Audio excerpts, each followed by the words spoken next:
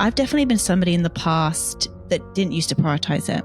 I'll sleep when I'm dead. I've got a business to get started, and sleep was the first thing to go. I sacrificed it a lot, and it cost me a lot in the process. What does the science tell us about why sleep is so important? For decades now of doing good quality research into sleep, that you look at people who are getting less than 6 hours regularly and those that need more than 11 or so, that as adults, that's clearly associated with more health consequences, like more diseases and mortality. But the really good news, as I said up front, it's modifiable.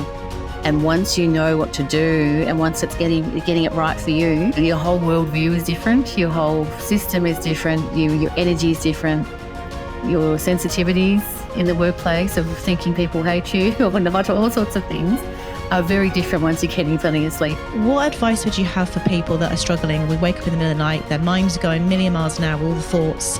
How can they go back to sleep, and what are some of the worst things you can do in those situations?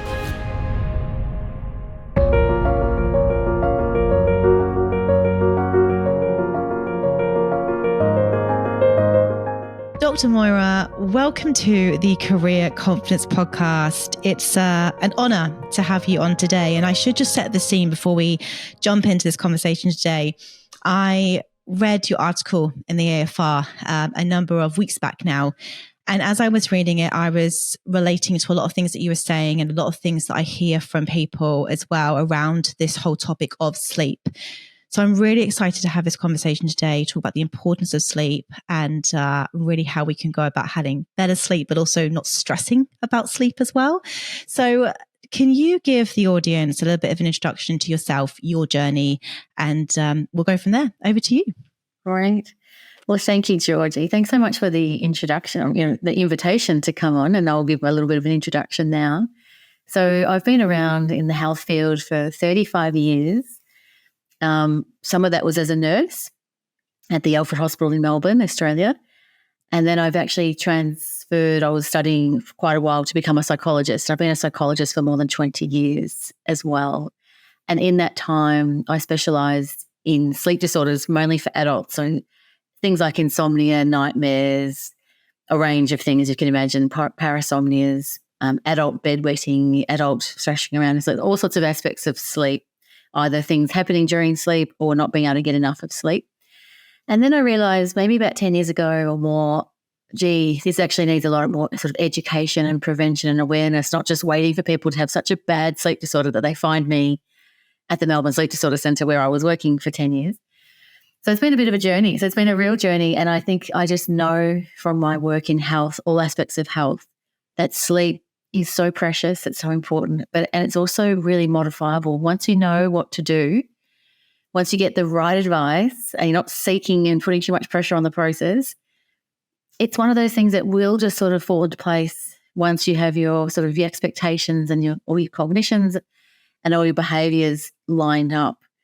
So I'm sure we've got time to unpack all of that. But that's really who I am and why I get up every day and work for the Sleep Health Foundation, because I want us to be what Beyond Blue is for mental health and what the Heart Foundation is for heart stuff. That I think sleep deserves it too. And in Australia here, we deserve a big, wonderful, evidence-based place that people can come and get really good quality information. And we're not necessarily selling them anything. We're just selling them that sleep's important. And these are the things we know that are based on research that could work for you.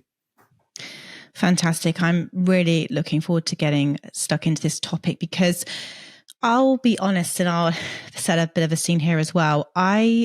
I've definitely been somebody in the past, and I'm going back probably about 5 years ago now, before I actually realized how important sleep was, that didn't used to prioritize it. I used to think that sleep was for people, I'll sleep when I'm dead. I've got a business to get started. And sleep was the first thing to go. I sacrificed it a lot, and it cost me a lot in the process. And that's when I learned to prioritize it. In our society, we're catching up, and the research coming out and the science is coming up now to say how important sleep is. But let's just start with this whole, I guess, the research piece and what the science actually tells us, because people seem to just know, sleep, 4 hours is enough for me. What does the science tell us about why sleep is so important? Yeah, it's a really good point that for decades now, for probably more than 30 years, probably 50 plus in the United States, but in Australia about 30 years plus of doing good quality research into sleep and looking at people, big cohorts of people over long periods of time, there's a very clear association or a curve, sort of inverted U really, that you look at people who are getting less than 6 hours regularly. So not just the odd night or, just sort of for most nights of their life getting less than 6 hours of sleep, and those that need more than 11 or so all the time, that as adults, that's clearly associated with more morbidity, it's called, which is more health consequences, like more diseases, and mortality, so you're dying younger, having a shorter life.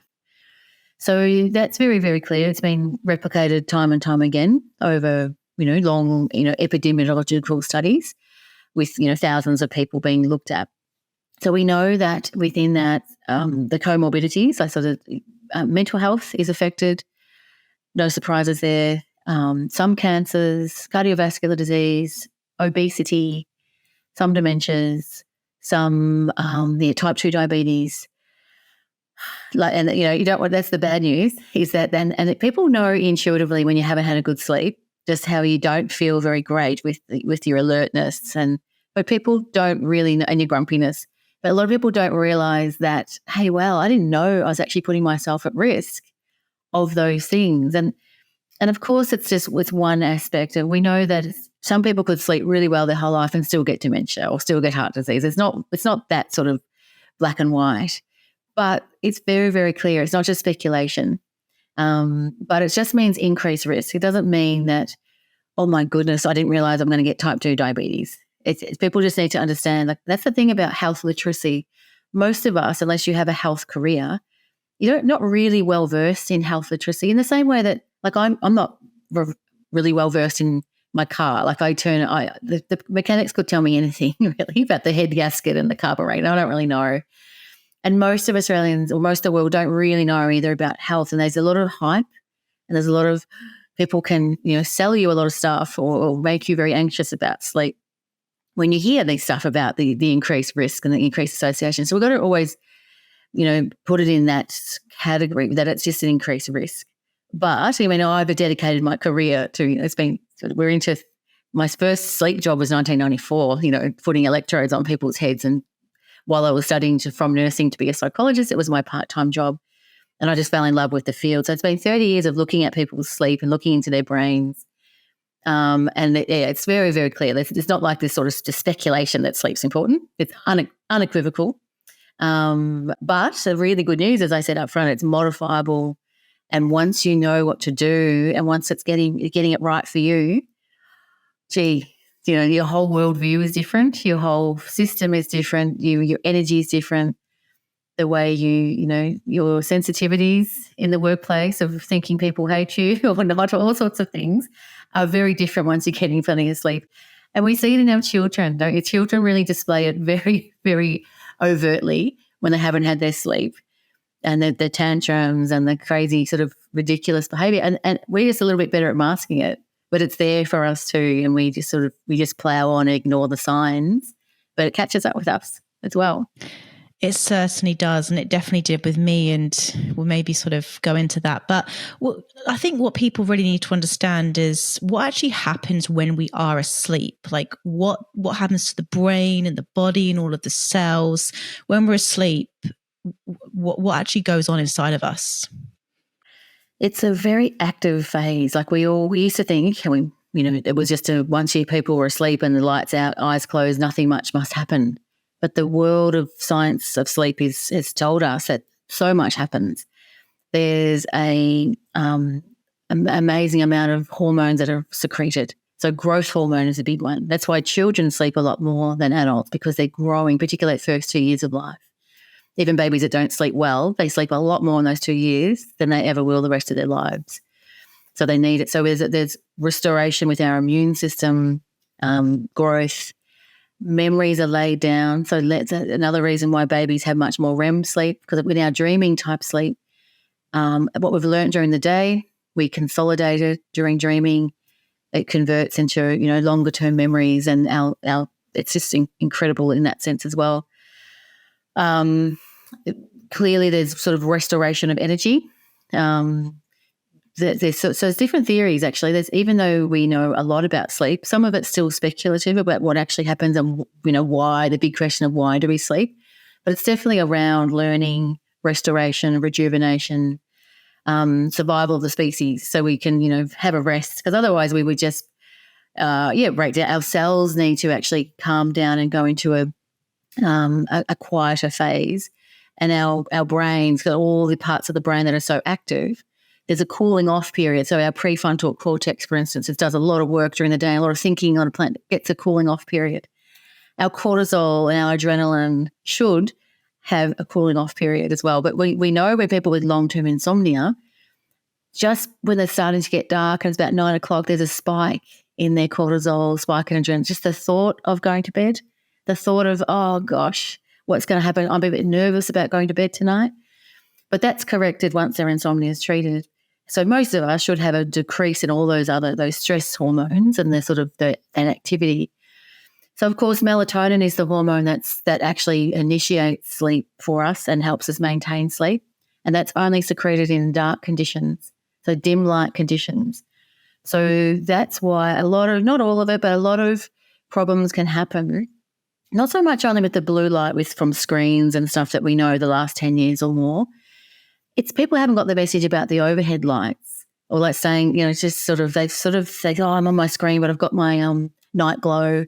Don't worry about, but it's not so much only the light from screens, it's actually the stimulation from it and the level of engagement and how long we're doing that. We might forget our sleepiness signs.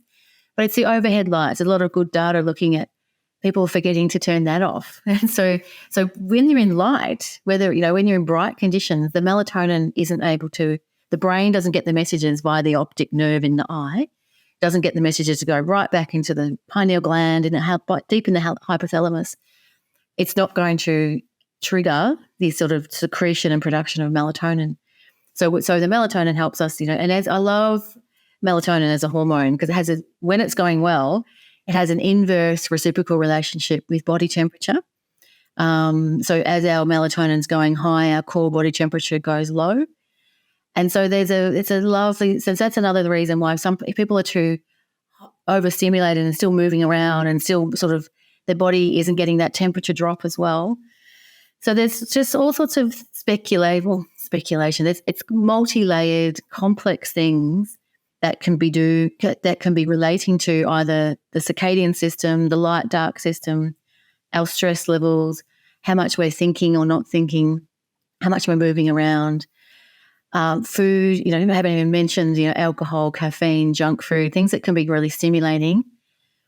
So it's no wonder that about approximately half of Australians have problems sleeping on any given night, and that about 15% have full-blown chronic insomnia disorder that meets criteria and needs treatment. So 15% out of, several million, it's a huge number.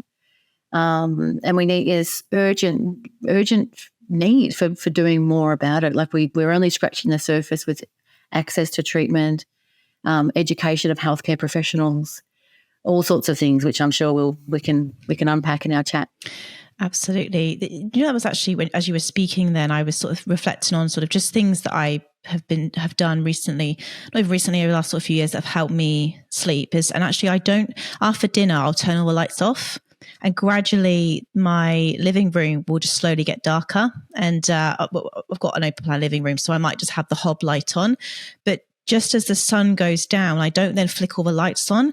I'll just naturally allow the room to get darker if I'm watching something on TV. But that naturally would just make me sleepy. And as you were just speaking then about the melatonin being released, because my brain's not as exposed to much light, so it's going, it's getting dark now. It must be time to get sleepy. And I feel myself naturally just get tired just by sitting in a dark room.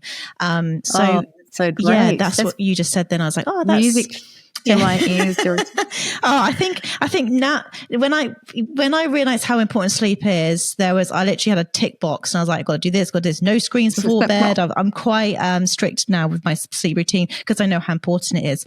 But what I'd love to, but what I'm really fascinated in is, over the 30 years you've been looking into sleep and working in this area, have you seen an increase in people with sleep disorders with like all of the stimulation, our busy lives, phones? Have you seen an increase in people having sleep problems?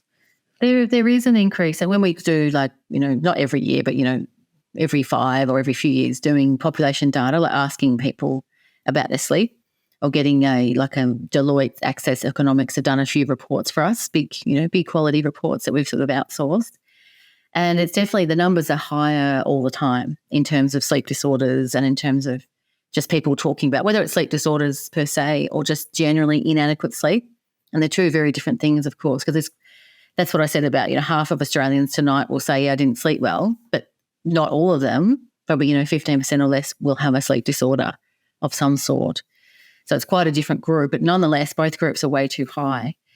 So there's definitely an increase, but I wonder, I don't know whether we're across this as a society yet, whether there's a true increase or whether it's actually more awareness, therefore people, going to a sleep centre where 30 years ago there was no sleep centre. It's a bit like, say, other statistics around, say, suicide that, say 50 years ago compared to now, of course, is way more. But I do know for sure, and this is just pure speculation, and I wonder in the sleep world whether it's similar, that, say, country town suicides, the GP, because they knew the family and it was all very stigmatised, they just would put motor vehicle accident or something. It wasn't recorded as a suicide. And similarly, perhaps with sleep disorders, people had them but didn't know they had them. And so whether that was sleep apnea. So the two main sleep disorders are insomnia and sleep apnea, and there's lots of others. In fact, in the chapter for sleep disorders, there's 80 different types of sleep disorders, and if you count all the subcategories, and that's including shift work, it's including parasomnias, which is those, nightmares and the like. And then there's insomnia, different types. There's all sorts of, and then sleep apnea is different types. Circadian, so many things and go into sleep. But there's no doubt, it's undeniable that we have an increase in our stimulation, and that globalization has done that, the explosion of technology, like since 2007 with, the smartphones and iPads and then I think again another spike in 2020 onwards with the COVID pandemic, that people who were forced to stay home and not have their typical life, were they working from home or living at work? The demarcation lines were blurred. And I think a lot of people haven't recovered from that. Even me, who knows better, I have less boundaries around my work these days compared to years and years ago. I remember my dad, like the 1970s, 80s, coming home from work with a briefcase with a couple of manila folders maybe. But it was he didn't have access to work. It was just once he was at home, he was at home. And so, yes, there's definitely increase in sort of not only the boundaries around work, but just that stimulation. I mean, it's no wonder kids are loving, or not just kids, let's face it, it's all people that are using technology into the night a lot more than they used to, because it's endlessly fun and stimulating, and it's just you can go down so many different rabbit holes, and it's very hard for people to switch off or to even see the tired and sleepiness signs, because there's that ongoing stimulation, there's the ongoing access to light, and so sleep is just sort of relegated to just not be a priority. And some people cope very well, particularly if they've, I don't know, they might be short sleepers. They might be people who used to get 8 or 9, but they're okay on 6, and so they don't really notice. But someone like me, who needs kind of 8 or 9, and that's why one of the main reasons I'm not a nurse anymore is that I found it really tough. I love nursing. Actually, it was probably my favourite job. I really, really loved it, but I couldn't keep doing those all-night shifts, 10 in a row. It was 9 p.m. till 7 in the morning, and then you did 10 in a row without a day off. And I was okay because I was in my 20s, but I just knew, I sort of thought, I don't think I can do this when I'm 30s, 40s, 50s. I knew I wanted to have children. I thought, this is not going to work for me. But my friends who were still in that, they just navigated it better because they probably just don't need as much sleep. And they just, they were just, better at it, not morning types like me. Yeah, absolutely. And I know for me, I I need my 8 hours. I always have, even since I was a young girl. I've always needed sleep. So when I don't get it, it really does impact me. And the one off night here and there, I'm fine. But then the next night I will be like out like a light bulb because I'll just be exhausted. Yeah. So, but Absolutely. the thing that I noticed the most, it was interesting because actually I had my mum stay with me. She came out from the UK and she was living with me for a month. And she's somebody that actually does struggle with sleep. So she'll go off quick and then she'll wake up in the night at like 2 a.m. in the morning. And her mind is just racing. And I think actually when I speak to a lot of people, this is the key thing that they struggle with, is that they might go off to sleep because they're tired because they haven't had a good night's sleep the night before, but then they're up and then they can't get back to sleep. And I sometimes think that's more frustrating than just not being able to fall asleep in the first place. Yeah, so absolutely. What advice would you have for people that are struggling? We wake up in the middle of the night, their minds are going a million miles an hour, all the thoughts. How can they go back to sleep, and what are some of the worst things you can do in those situations? Yeah, such a good question, because that's probably, I'm not sure the data on how many people have this sleep maintenance problem or this sleep initiation problem. Most people have a combination, unfortunately, of it all, that sleep's just terrible for them. But funnily enough, we're in the process, like the researchers will have more knowledge on this in the future of what we call phenotyping, like actually knowing that not all insomnia is the same for all people, that there's different sort of types.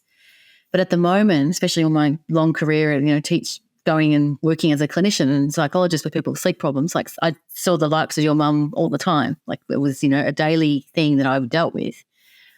And we still had the same, people were surprised to know that whether it's sleep initiation or sleep maintenance, that they still needed to sit up a bit later in the night. Like even though they say, oh, but I have no problems going to bed. But I say, I know that, but look what's happening. You're crashing out because you're exhausted, but you haven't really unwound enough from your day.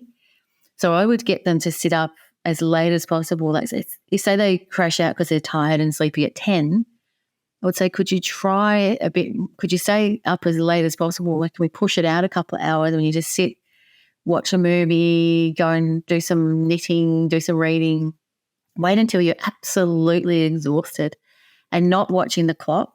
Because a lot of people, particularly when they're really conscientious, they go to bed at 10 because they know they want to maximize their opportunity for their 8 hours or at least 6, or, it's just more than what they're getting.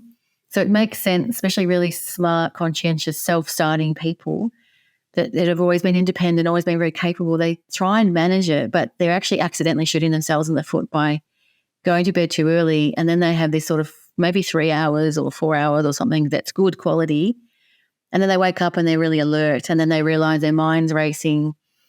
So there's a couple of things there. So sitting up a bit later as much as possible will actually help you stretch out that sleep to be a bit more appropriate. Like even if it's midnight through to 5, it's a bit better, because especially in summer you might just get up and then you build it from there. You think, I've got 4 or 5 hours, that was pretty good. Not enough for me though.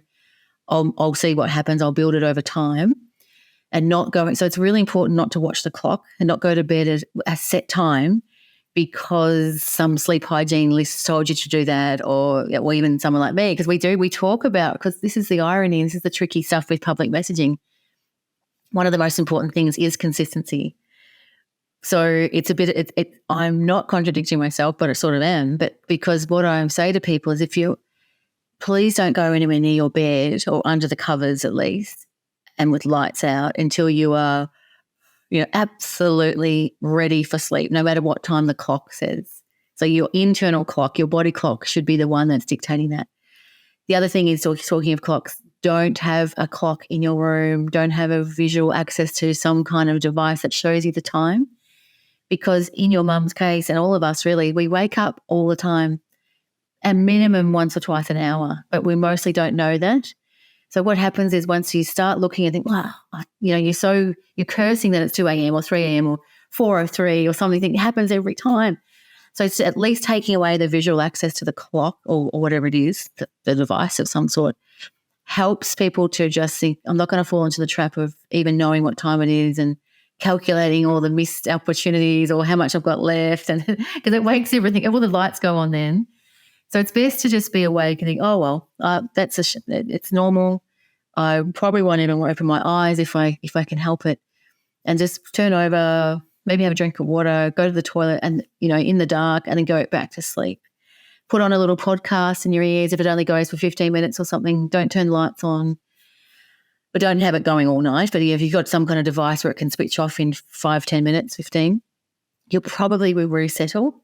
And a lot of people, the success that I've had with so many people is this piece here of just like, wow, I didn't know to do that. I always told you, blah, blah, blah, blah, blah. I said, well, this is the science. These are the principles of cognitive behavioural therapy for insomnia, which we call CBTI. And there's a whole range of things within it. But one of the core things is what we're talking about now is don't lie in bed awake. Don't do too many other things in bed. Like if you are going to read or listen to a podcast or something, unless it's for a really short period, 15 minutes is fine. But if you're going to do a long watching a movie or something, you've got to do that out in a lounge room. To go out and do something else. Don't fold washing and do chores and turn lights on. And a lot of women say, I didn't give them enough instructions in my early days, and they do all this housework with the lights on. Too much stimulation, too much light. So no wonder you're never going to go back to sleep. So there's lots in there that to unpack. The other thing is that our primitive ancestors, like pre-industrialization or even way before, we used to have biphasic sleep. Like it was, and people who were in sort of civilizations in parts of Africa or parts of South America where they're not in a modern society with technology and lighting, electricity. The research that's been done there in the last couple of decades, they don't sleep all night. They actually will go to sleep perhaps when it's dark, but have maybe 4 hours, get up around midnight, to potter around, do some jobs, tend to the animals if there's no fences, or have sex, do a few things, and then they think, oh, I'm tired, and they have another few hours before dawn, before the day breaks. So they still get about 7 hours, but it's not in one chunk necessarily. So this whole expecting one big chunk is a little bit of a modern thing the last couple of 100 years or so. So sometimes people are comforted by that. I don't personally. I don't want to wake up in the middle of the night for 2 hours. I want to sleep, and I do sleep really well. Like by and large, I'm a really good sleeper, but only because I've been really lucky that I sort of fell into this field, and I learned it as I went to not worry about not sleeping. Every time I've had shocking sleep, like in pregnancy or in illness, or when my brother died, my dad died, like when in times of crisis, I don't sleep. My goodness, so 3 weeks, I'm emailing my friends at 4 a.m. saying, does anyone know any good sleep therapists? Knowing that I can't cure myself, because there's sometimes you can't sleep well if you're in crisis, and I learned not to worry about that, and just I knew it would come back, and it does. But what happens is, especially clinically, when I'd see women like your mum, they'd say, oh, it happened back with my first baby. And I'm looking at this woman in front of me is like 63. I think, well, this baby's probably 40 something. And it happens. So sometimes there's something that perpetuates it or precipitates it. Sometimes you have a sleep problem for various reasons, divorce, new baby, health problem, something terrible happens. And then that would have otherwise settled, but the perpetuating factors that keep it going for decades is the worry about not sleeping and labeling yourself a really poor sleeper, getting really frustrated with it, putting all this sleep effort in. We call that sleep effort in inverted commas. You shouldn't have to put sleep effort in. The good sleepers in the world, where we've been researched, and they say, tell me everything you do, and they just look at you strangely and they say, I don't know. I don't even think about it. I've got nothing to tell you. I just go to sleep. But they are the people who they do value sleep. They make enough time for it. They trust in themselves. They don't sort of ever panic if they're not sleeping. They say, oh, I just turned on the light and did some reading for a bit and I went back to sleep. They haven't even conceptualized that it was a problem, and it just settled anyway. So they personalize it. So they don't, maybe they're lucky they don't sort of look up health, blogs, and they know not to go with those things because they've got to personalize it to their own situation, because you can't get this kind of 5 top tips for sleep. I mean, we'll talk about some tips, but it really will depend on your age, on your sex, whether you've got kids or not, whether you're a shift worker or not. So many other nuances around sleep. Like it's a multifactorial, complex thing that the biggest things that are going on really are the light and the dark and the melatonin or not. and those sorts of factors rather than necessarily even your stress. I mean, stress is a big thing for people, but it's not the be-all and end-all when it comes to sleep. It's actually more other, consistency, exposure to light, even consistent meal times, like having a routine during the day for your meal times and for your activities. And really that real predictability that we see with babies that sleep well during the night have had a good routine during the day, and there's not a lot of sort of chaotic stuff. So we've got to work really hard as adults to try and make sure that we get as much routine as possible. It's really, really interesting. And as you were speaking there, I was reflecting on, so I had anxiety, going back 5 years ago now. And in the end, I was anxious about being anxious. And that's what I hear. Yeah, what you're saying about sleep is that worry is actually stopping you from falling to sleep, because then you're going, oh God, I've got to get to sleep tonight. I had a really bad night's sleep last night, and obsessing about it. And then that causes you not to sleep. Now, you're a psychologist. You'll know more about the mind than what I will, but I am fascinated by the mind. I read everything about the mind. It's the one thing I probably would have done had I not gotten to start my business. I love psychology. So understanding how our mind works, how we've got these thoughts and our brains just chat away to us all the time.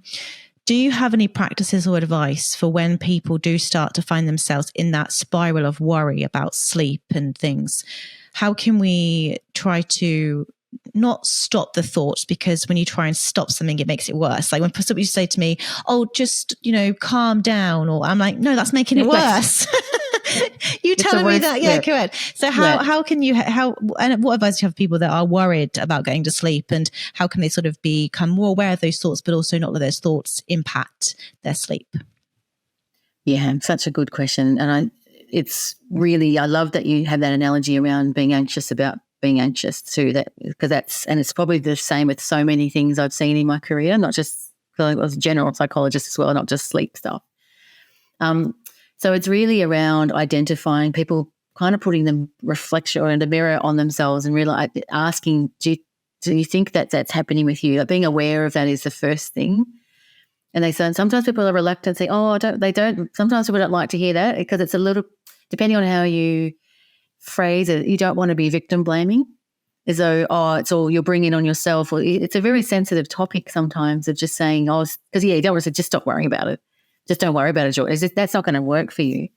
But we can just do a gentle kind of bit of what we call psychoeducation, like, psychological education, talking through the factors that we know can perpetuate the problem. Sometimes I have slides I can just show, like, sort of theoretical models of how things work and where you get in this vicious cycle of worry.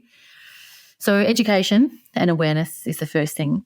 And then getting people, in terms of sleep, it's really important that they kind of sign up to a bit of a pact, make a bit of a pact with themselves, not just with me, because it's about them not pleasing me, to not really go into the bedroom at all if they're anxious or they're not really sleepy and tired yet. So sitting up. So one of the most important strategies is that the person who's jumping into bed at 9 or 10 because they love their sleep and they're so frustrated with how awful their sleep's been, and they want to maximize their opportunity and they want to be healthier, and they've heard all about how bad sleep, how important it is for you, they have to sit up and maybe curtail their time in bed to be matching the amount of sleep that they're realistically getting. So they might not have got more than 4 or 5 hours for a couple of decades. So we immediately say, well, please don't chase 8 or 9 or 7 or even 6 sometimes.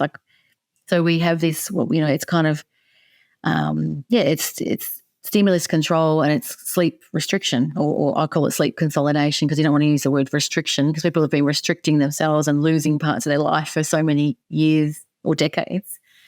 So it's really signing up to that and realising that actually there's a method in our madness, that if you do that sort of slightly, don't really try to sleep much. I sort of try to stay out of the bed as much as you can until you forcibly kind of keep my eyes open and then go to sleep. It gives your sleepiness, the sort of sleepiness becomes high enough that it overtakes even the most significant anxiety.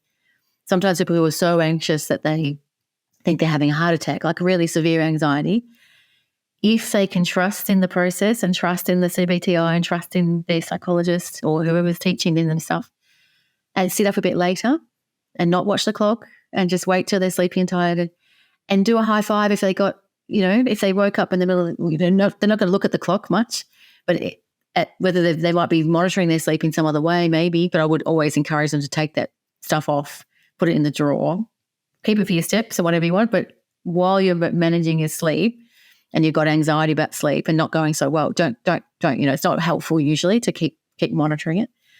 And that person, we can really celebrate that they might have got 2 hours or 3 hours, and then the next night, let's build on that. Let's make it 10% more.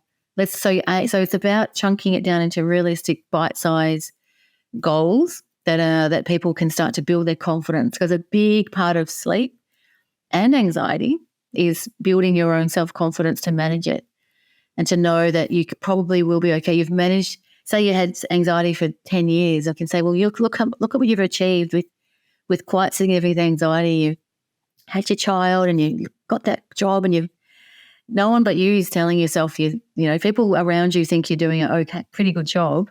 So you're coping somehow. And I know we want to make it better, but can just build think, look how good you are, look how amazing you are and what you're able to achieve on quite significant anxiety and quite small, poor sleep. And sort of get that confidence back up. We call self-efficacy. It's been called, decades ago when I was a junior psychologist. Self-efficacy was a buzzword in the 90s.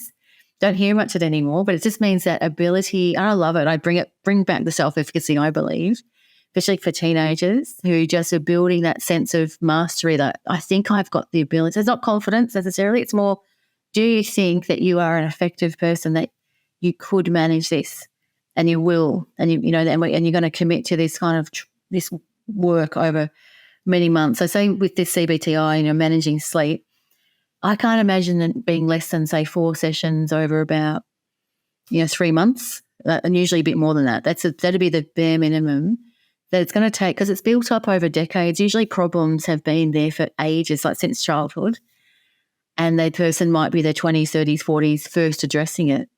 So it's about managing expectations about this is not going to happen in 2 weeks. This is not going to happen with your 2-week mindfulness course. It might, but you've got to just understand that it's a really slow process, and it's going to take a big lot of time and maybe a couple of different people to turn this Titanic around. And but the person, this self-efficacy, like you as a person need to believe that you can do it and recruit the right sort of people around you that can do it. Maybe not professionals, maybe some self-help stuff and really good quality, online evidence-based stuff. And just explanations like that, and knowing that if you're 30 kilograms overweight, you would have an expectation that that's not going to change in the next 30 days. Or if it did, it'd be very hard to maintain it. So it's a similar thing that you are going to take a bit of time, like weeks and months, and it's going to be another several months, if not maybe a couple of years of maintaining it. So it's, I guess, giving people their support and a bit of framing it in that it is a complex chronic problem, but lots of hope. Like there's not, I've never seen anyone who I couldn't help with their sleep even just a little bit. And that's why, to make it 10% better tonight. And let's build on that. So, and managing expectations, don't expect it to be perfect. Don't expect it waking up is a problem, because waking up in itself is normal, but what's not normal is being stressed by that and being awake for hours, and then you feel shocking during the day and you can't function. Once it's interfering with your quality of life, so your occupational and or your social functioning, and you're making decisions saying, I don't want to go for that job, I don't want to get in a relationship, I don't want to stay. When people are making decisions sometimes about their sleep that are affecting their social, emotional, occupational functioning, then that's where it's become a problem, that you need to get more than just self-help, that you need to say, this is going on too long, and what I've been throwing at it's not really working. Because, so sometimes it's you accidentally throwing all this other stuff at it that's too rigid and too rules orientated, and I must have my bath at this time and I must have my chamomile tea at this time. But sometimes there's just too many sort of I call them listicles of, lists of things you're meant to be doing, but they're the things sometimes that spectacularly kind of blow up and then you lose your confidence again. Sorry, I'm talking to you. I could talk all night about all day about. I absolutely love it. And I think these expectations and these quick fixes and things like, if you've had an anxiety disorder or a sleep problem for 10 years, don't expect in 10 days for it to just overcome it. It's a process. It's an unwiring. It's a relearning and things. So that's really, really important for people to hear. So I'd love to talk now about the whole sort of sleep hygiene piece and what are some tips that people can use in sort of integrate into their daily lives. And what I'd also love to know as well, because I also think sleep routine and nighttime routine are one thing, but also what you do in the day, I feel for me personally has impacted my sleep a lot. So for example, the days when I wake up and I exercise, the day when I get enough sunlight, day, like these sorts of things, my nutrition throughout the day, all of these things have an impact on my sleep later on. So let's look at the whole sort of people's lifestyle in general and what impact that can have on sleep and what are some good practices. Yeah, well, you've nailed it, because I was always start with my first sleep tip is the morning, the first time, when you wake up in the morning, it starts then. Right. So it's what you do during the day, and what you do 24/7 is what's going to support your sleep or not. So, so exercise, if you're a morning type and if you're not a shift worker. So we're assuming now someone who wants to sleep at night and be awake during the day, or that person who's listening to this who's the opposite to that, to try and adapt that to your night shift life. So it's really important that you actually get access to light when you're awake for the first time, and you want to be alert during that waking period. So a walk is good. Or maybe people think, I hate morning walks, but at least sitting outside, having a cup of tea and your breakfast or something outside. So getting light into your eyes. Don't have sunglasses on or glasses like this. I'm not sure exactly with, what's going through. I would sit out there with no glasses on. Or my walk in the mornings, I depending if you need your glasses, how much you walk. So getting light straight into your eyes will suppress melatonin. And then so you're not sleepy once you get and that inverse reciprocal relationship with body temperature. Once you warm up as well, you're not as sleepy, and plus the melatonin's gone away because the light suppresses it. So incredible that's getting that activity. So, and then eating well, so minimizing caffeine, minimizing alcohol. I mean, I'm not one to say absolutely no alcohol, absolutely no caffeine. I mean, clearly that's probably a healthier life, but some people really enjoy just a little bit, and I think in moderation, neither of those are harmful. In fact, caffeine's got some really great qualities for alertness, and, if it's appropriately timed and an appropriate dose, it's totally fine, for sleep, particularly if you stop having caffeine in the early afternoon, like maybe at least 6 hours before your bedtime, your desired sleep time. So alcohol, same. If you had a couple of drinks and it was 3 or 4 hours later you went to bed, usually they're standard drinks, and they'd all be gone anyway, and it won't really affect your sleep negatively. So that's good. That's good to know. So I would definitely make sure you have not a big meal, like, small meals at all times anyway, but making sure you don't have a big, massive meal just before bed, that you have at least a couple of hours, and the evening meal is a bit smaller. So the sleep, so it's really those sorts of things I've talked about, they're the big picture ones around sort of access to light and, but the 5 priority things are valuing sleep, prioritizing sleep, personalizing any sort of tips to you in your situation, trusting, what we talk, just trusting in your systems and yourself that it will get better. Don't panic about even if it's 3 weeks of poor sleep, don't panic. Trust if you can, and protecting. So making sure that you do put yourself in an environment that's conducive to sleep. So with the darkness, with the quietness, with good routines, with not too much stimulating work at night. Even if you're at a kinder committee meeting, it doesn't have to be a full-on work thing, or training for your footy team. When you come back from that, you do need a couple of hours to unwind. So don't worry that you might have a later night. You're better off sitting up and unwinding than falling into that crashing out, because then you will wake up because you're still stimulated. You've only crashed out into sleep because you're so tired and sleep deprived, but you haven't necessarily unwound and let go of the day yet. So they're the main tips that I think anyone watching this, listening to this, will be able to try straight away. And then maybe also ask themselves, do they think that they've got quite significant other stuff going on? Like it may be a mental health issue that's driving the sleep stuff. Maybe it's an autoimmune thing that's driving the tiredness or the alertness, or something's going on, with their medications or, substance misuse. Maybe they're in just a really bad job or a really poor relationship that they need to sort of address those things through. Interestingly, often I'd get people sleep fixed up, but then they still weren't really that happy, or they sit on really tired still. And there were these other things going on. Got to think about iron and thyroid and sleep disorders. We're talking about sort of insomnia here, or, sleep disruption kind of stuff. But thinking about people who are snorers need to really check out whether they've got maybe undiagnosed sleep apnea. There might be hypersomnia, there's idiopathic hypersomnia, narcolepsy, sleep apnea, things like that people can feel really excessively sleepy during the day. We call it EDS, excessive daytime sleepiness. So understanding whether you have that, or whether fatigue's very different because you're just tired, but you're not really sleepy. But excessive daytime sleepiness is can't stay awake, like I'm really, really sleepy. And just getting a good old medical check, like blood pressure, blood tests, some basic things can be really helpful for rather than just putting all your eggs into the sleep basket. Because particularly if you've tried all the stuff I've talked about and nothing works, then I would say, look, I'm very experienced. I reckon that you should have, but then I was lucky always working alongside medical doctors. Like most of my career I've been in, with these teams. I think multidisciplinary teams is so important that you can actually all, it was really nice knowing that these people had a sleep study or that had their bloods done. And then, so it was just really great, like long live. If I do go back into my clinical world one day, I would definitely work alongside an MDT, multidisciplinary team.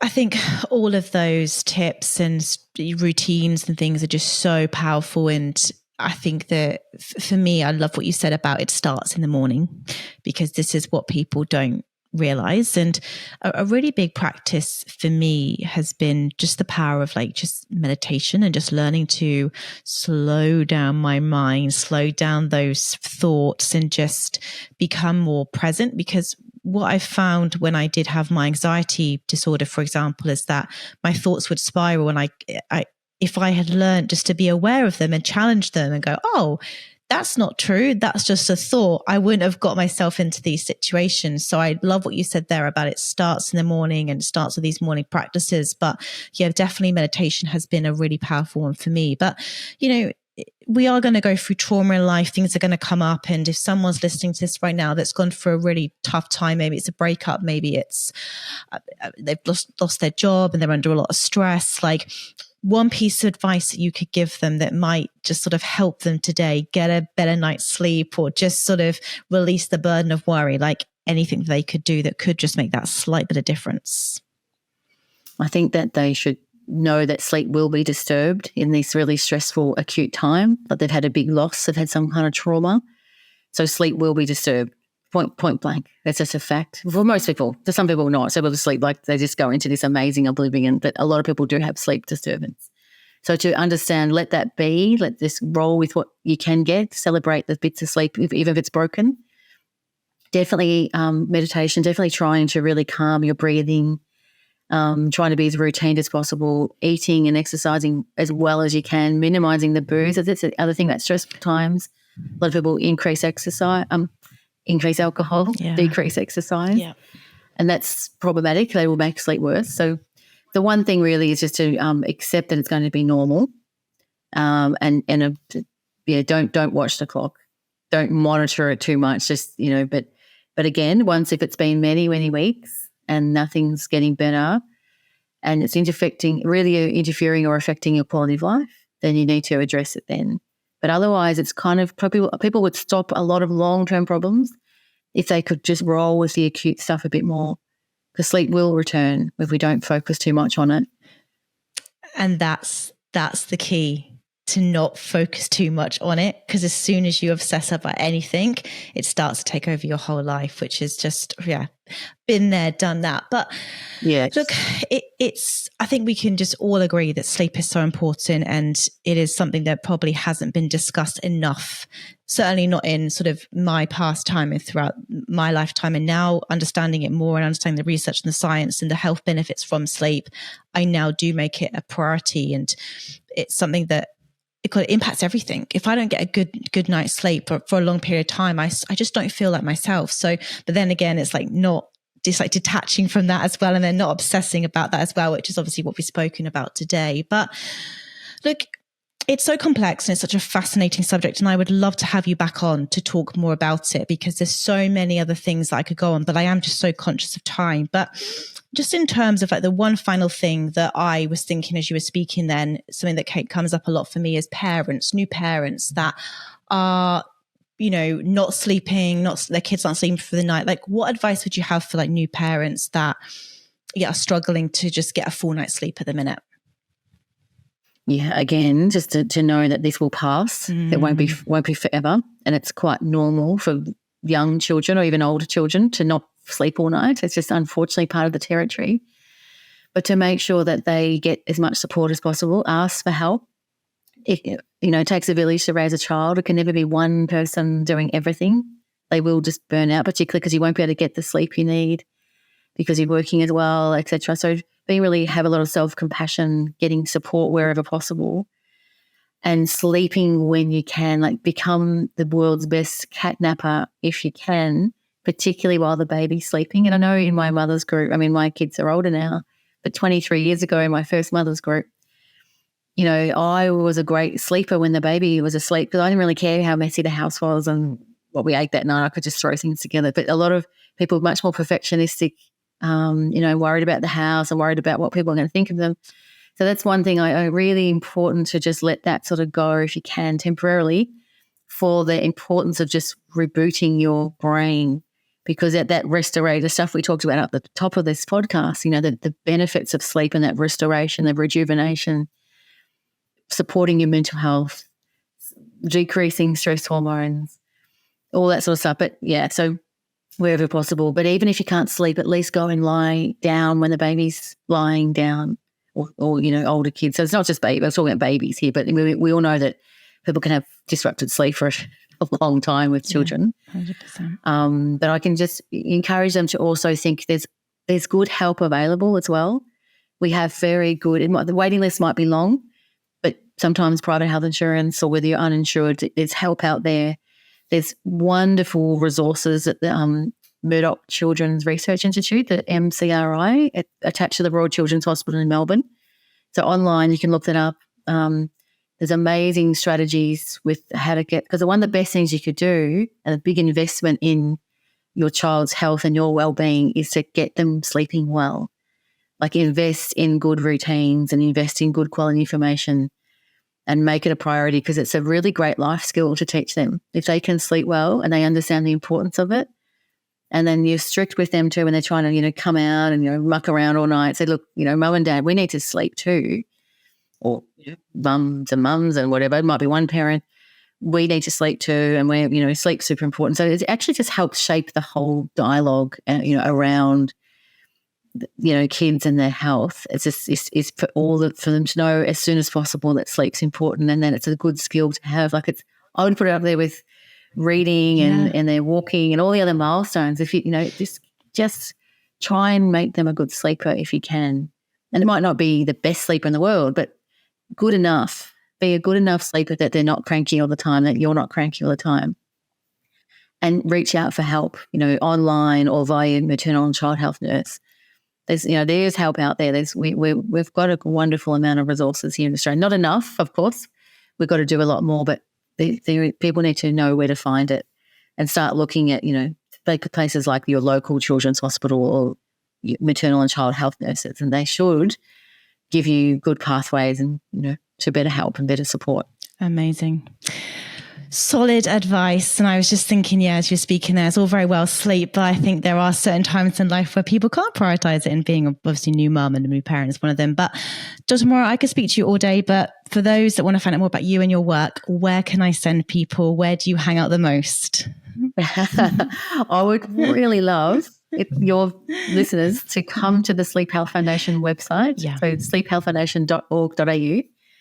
We've got an array of different fact sheets. Some of them are on different sleep topics, like sleep disorders, and some of them are just on things like jet lag and melatonin and kids, or just different, just information that's just there, like a range of just have a little read. But sign up to our newsletter, sign up to our socials, because the more, because we're trying so hard to get, government funding and things like that, and we can show our reach and our impact, the more people that come to our site, and then we can actually have better, like I imagine we'd have a really good website like Beyond Blue, where there's helplines and, click here if you're a shift worker, click here if you're a new parent, like we'd have really good programs, and that's the vision for the future. Amazing. So that's why I'm so delighted to speak to you, Georgie. And anyone who wants to speak to me about sleep, I just say yes if I can fit it in. Well, it's just such an important message, and I wish that more people, I wish I myself had prioritized sleep when I was younger, and now that I do, God, I feel the benefits. So I'm just also really passionate about it as well. But thank you so much for coming on today, sharing your wisdom, sharing your knowledge, and I'll be sure to